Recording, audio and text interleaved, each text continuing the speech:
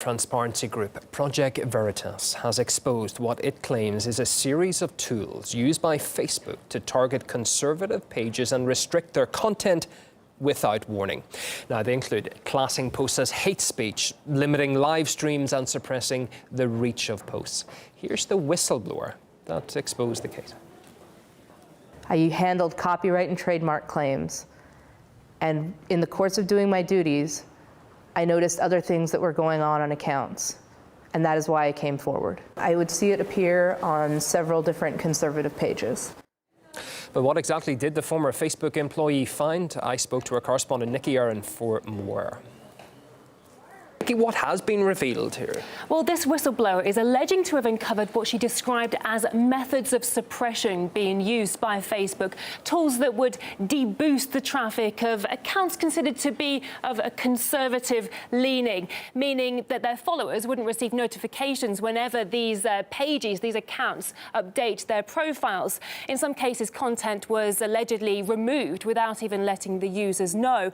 Now, this insider, who formerly worked in the intellectual property department of Facebook, just stumbled across these goings-on, she said, when she noticed some unusual goings-on with some accounts. First, I was wondering whether this is something that I had, a couple working theories. I was like, maybe this is an independent versus mainstream thing. Maybe independent figures on the left are experiencing the same kind of deboosting.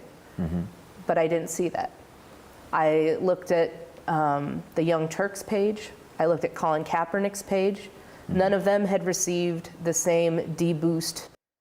But she's not the only one that's coming out with similar allegations. There's another Facebook employee who has exposed how such tools are being applied to certain accounts that Facebook deems to be offensive or contain hate speech. But all these, on the conservative side of things, Nikki. Yeah, all right? these. That's what she's pointing out, isn't it? There's a lot of stuff being said on the left that is not involved in these posts. Is that essentially what she's saying? It's all one-sided. Exactly, and Facebook is tagging certain posts that it doesn't particularly like with terms such as offensive and hate speech, but these terms are being used really broadly.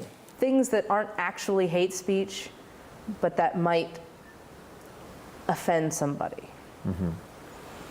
Anything that is perceived as hateful, even though no court would define it as hate speech. Now, if these allegations are proven to be accurate, it would be another blow for the Facebook name, especially seeing how it contradicts what the CEO, Mark Zuckerberg, told Congress when he said he didn't want his company acting on the political ideology of content.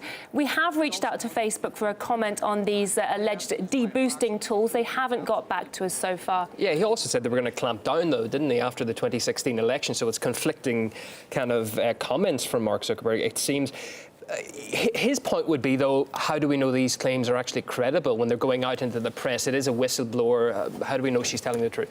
Right, well, we do know that she definitely did work for Facebook because although Facebook didn't get back to us, they did respond to another media outlet who they told that she must have been a disgruntled former employee. So we know she definitely worked for them. And they say that she was fired when they found out she was working with Project Veritas. What she brought out has been verified that this is happening on the conservative side of things. That's what we know. Well, it wouldn't be surprising because it's not the first time a social media giant has been outed by Project Veritas as well. Last year we had the allegations with Twitter when Project Veritas released undercover footage of Twitter employee staff appearing to admit to silencing conservatives. They were saying how they used algorithms to bury particular tweets of certain users. Thousands of them, weren't they, as well? Exactly. So users weren't seeing what these particular people were posting because they were being buried by these algorithms. Twitter at the time denied any complicity in the actions of its staff. But the most worrying thing here is that it exposes this impression that these social media giants like Facebook and Twitter that so many of us use pretty much on a daily basis could have political leanings, and that has serious implications for free speech. 20 years ago, Nikki, it wouldn't have been that important because it didn't have so much import in the lives of young people. There's millions of people becoming voters, 16 and 18-year-olds, and they put a lot into social media. So this is why it's becoming a huge issue, isn't it? We're not going to hear the end of this for some time. Indeed, the power of social media. Well, in an example of how Facebook is clamping down, it's now banned British anti-Islamic activist Tommy Robinson from the platform and on Instagram as well. When ideas and opinions cross the line and amount to hate speech that may create an environment of intimidation and exclusion for certain groups in society, in some cases with potentially dangerous offline implications, we take action. Tommy Robinson's Facebook page has repeatedly broken these standards, posting material that uses dehumanizing language and calls for violence targeted at Muslims. He has also behaved in ways that violate our policies around organized hate. Robinson's ban fired up the online community. Many are concerned that the move is a politically motivated step to censor free speech. Others praise the ban as a measure to target hate speech. Well, it comes after social media companies stepped up efforts to block content deemed as offensive. But as our guests argue, there's a fine line between free speech and online censorship.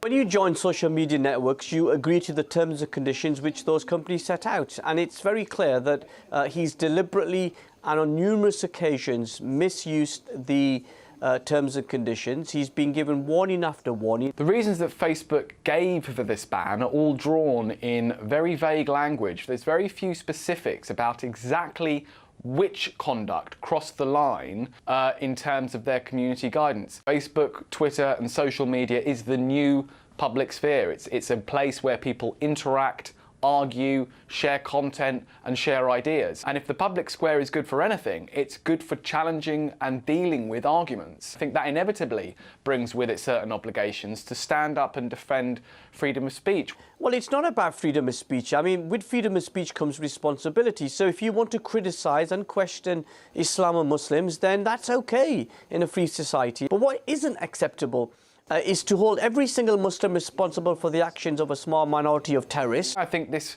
censorship, which does seem to be targeted against people who hold particular opinions, is so damaging because it undermines that public role that private companies are playing. So in the last 48 hours, I've had probably 2,000, 2,500 comments on my public Facebook page. I've had messages, I've had death threats. That's all been done by people on Facebook.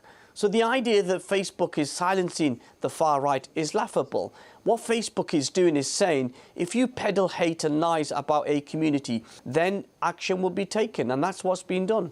When you read the Facebook reasons for banning him, they're drawn in very vague and unparticular language, which I think should make any defender of free speech very uncomfortable.